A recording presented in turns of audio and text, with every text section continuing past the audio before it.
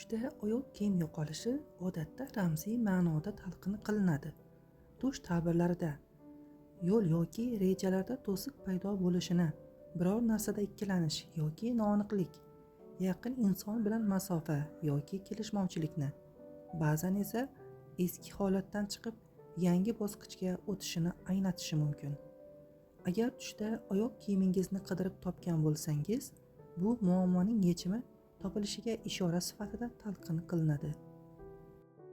Agar tushda oyoq kiyimingizni yo'qotib topa olmagan bo'lsangiz, xalqona tush ta'birlarida bu reja yoki ishda vaqtincha to'siq, biror masalada yo'l topolmay ikkilanib qolish, kim bilandir munosabatda uzoqlashish yoki kelishmovchilik, hayotdagi o'zgarishlardan xavotirlanish ramzi bo'lishi mumkin.